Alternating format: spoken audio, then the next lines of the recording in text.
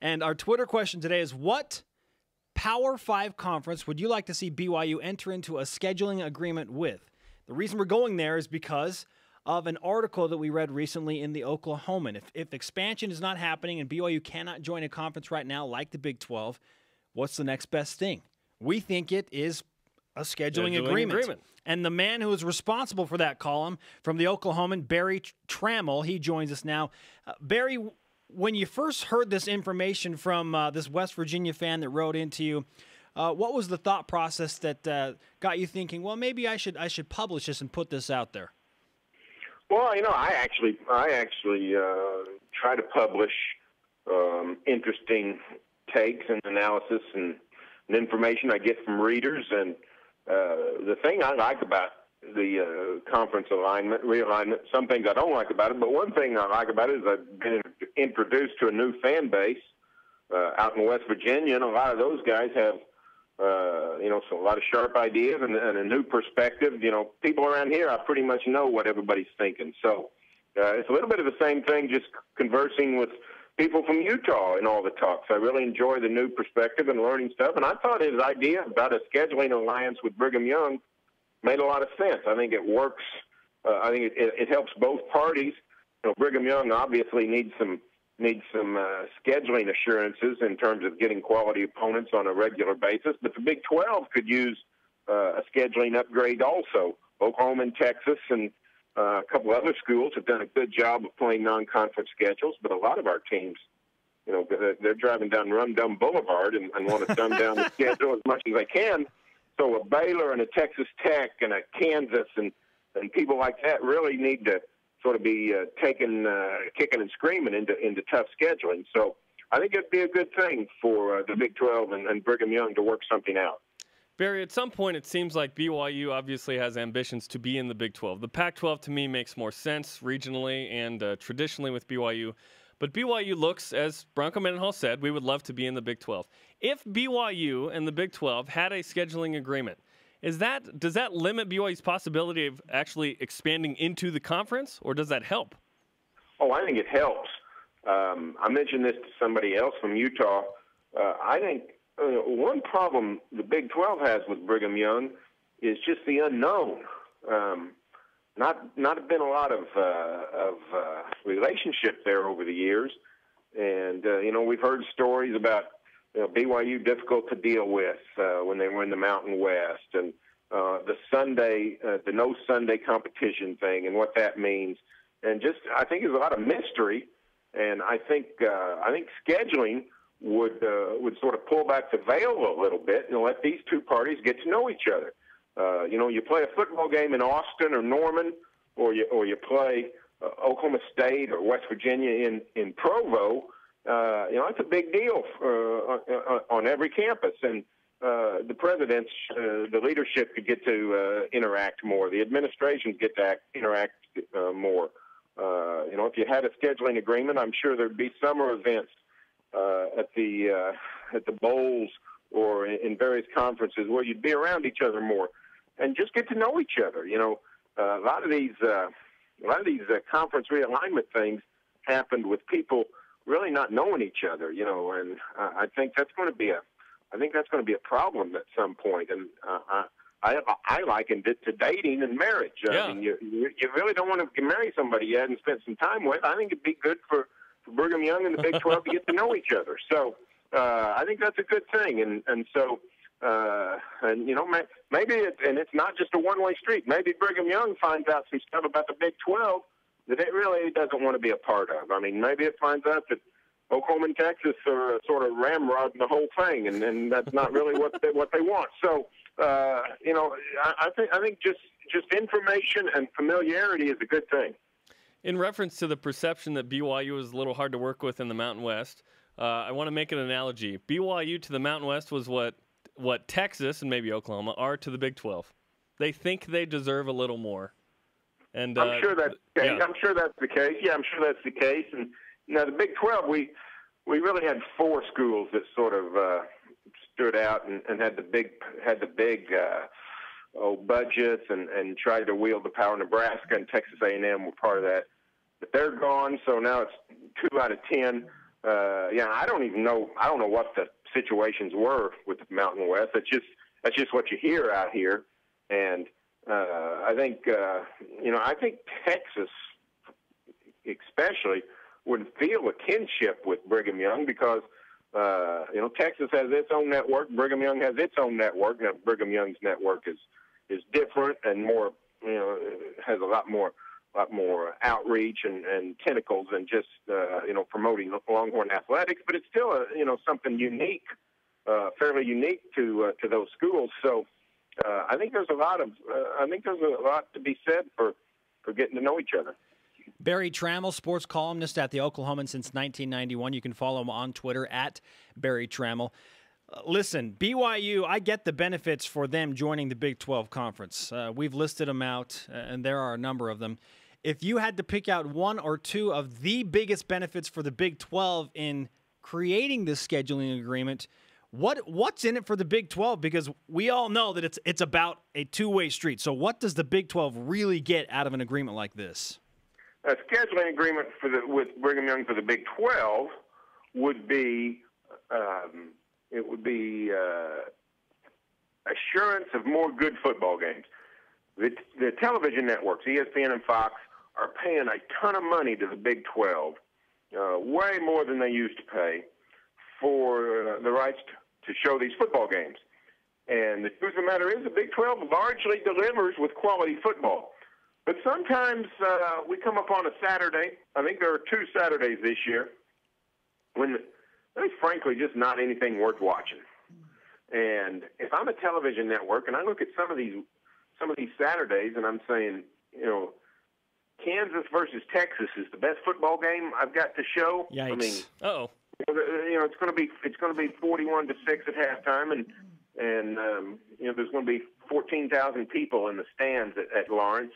So what are we paying for? So Oklahoma and Texas, particularly, TCU, and to some degree even Iowa State have really done a nice job. They schedule well. They have a good, solid non-conference schedule.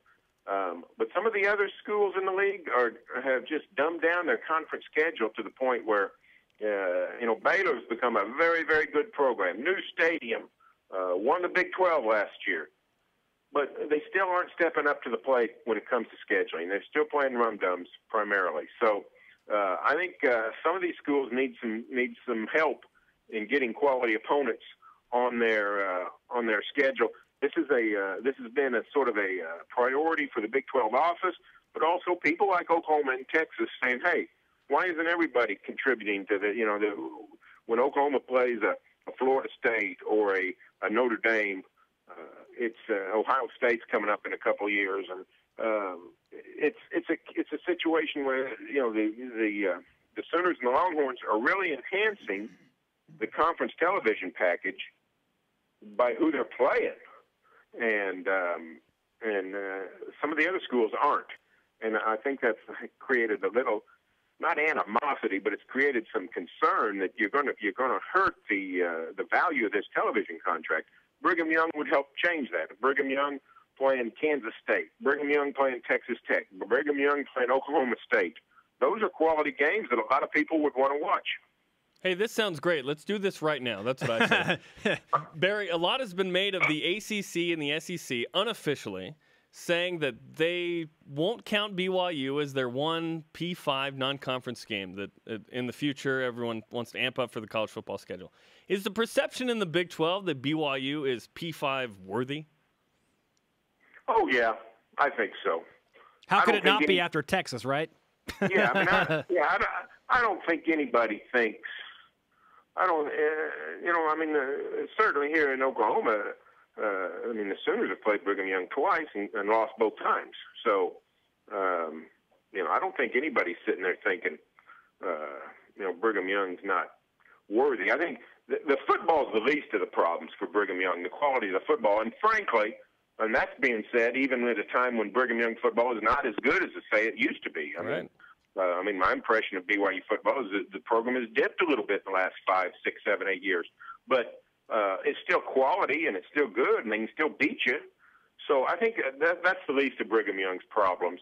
I think geography, politics, and just really the sort of the marketplace right now is not demanding the Big 12 do something. Until the marketplace demands it, whether that marketplace is the television networks or the college football playoff, I think the Big 12 is sort of stable and content where it's at. Do you envision a scenario where BYU will ever be in the Big 12, Barry? Sure. I've come up with 3 scenarios by which the Big 12 could expand. Now, Brigham Young's got 2 issues. One is the Big 12's got to decide it wants to expand, and then it's got to decide it wants to expand to Brigham Young. So it's a twofold problem. And right now, the Big 12's not getting off to ground zero. They're not interested in expanding.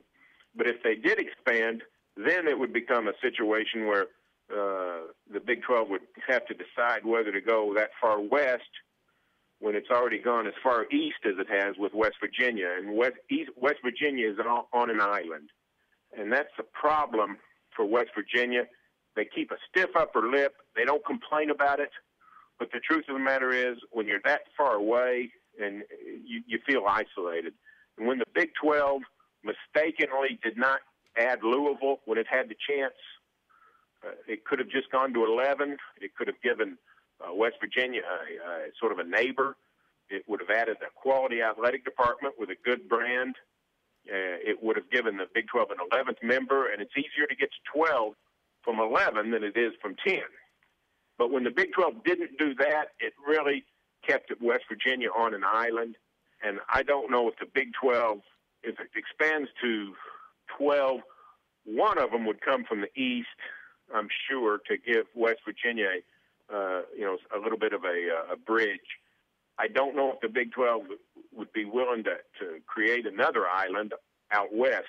Here's a stat I love to give people. Nobody believes it until they go to MapQuest and look it up. But from Oklahoma City, which is sort of the geographic center of the conference, from Oklahoma City to Morgantown, West Virginia, is closer than it is Oklahoma City to Provo. Wow. Interesting. And nobody really understands. You don't think that way, and I didn't think that way, because Oklahoma City, we sort of think of ourselves as a western city. We're not way west, but we're southwest, and our culture is sort of west. And then, of course, Provo's in the west, and so you have a natural sort of affinity for people out west. But it's a long way out there. You guys are a long way from us. Colorado's a big state, and Utah's a big state, and Oklahoma, when you're going that direction, going up through the panhandle of Oklahoma, that's a big state. So it's a long way. So geography is a problem. I don't think it's insurmountable, but it is a problem. But I do see some scenarios by which the Big 12 could expand, could be compelled to expand over the next few years. One is, we talked about them, the marketplace of television. If the television's ever said, you know what, this isn't working, we're paying you a lot of money, we need more good games, we need 2 more teams, we need 9 conference games, but 2 more good teams and a conference title game. Well, the TVs are calling the shots. If they want it, it'll happen. The other scenario is if the new college football playoff, who knows how that's going to shake out. I can see a scenario by which the Big 12 excelled with access to the college football playoff at the expense, say, of an SEC. The first time an SEC champion loses in the SEC title game and is not selected for the college football playoff, and let's say a Big 12 champion, an 11-1 Big 12 champion makes the college football playoff, and an 11-2 SEC champ that just lost in the championship game doesn't make it. I can see an emergency board meeting of the Power Five in which the SEC is saying, "Hey, this is going to stop. You guys are going to do the same thing that we're doing. You're going to play a championship game," and they could sort of put the hammer down and get their other conferences to back them, and the Big 12 might feel compelled to expand. I can also see the Big 12 getting shut out of college football playoff opportunities. Let's say over a 4-year period, they get one school in, one team in a 4-year period, and it's clear that the committee is really valuing the conference championship games. If that would happen, I think the Big 12 would take a hard look at it and say, you know what, we got to get in that, we got to get back in the boat. So I think any of those scenarios, it's feasible. They could make the Big 12 look long and hard about expanding. Barry Tramel of the Oklahoman on BYU Sports Nation. Hey, that's great insight. It's certainly a new perspective for us because we look at the BYU benefits of this scheduling agreement, but interesting take to get the Big 12 side of that. We appreciate the time, and we'll talk to you in the future. Okay. Good luck to BYU. Thanks, Barry.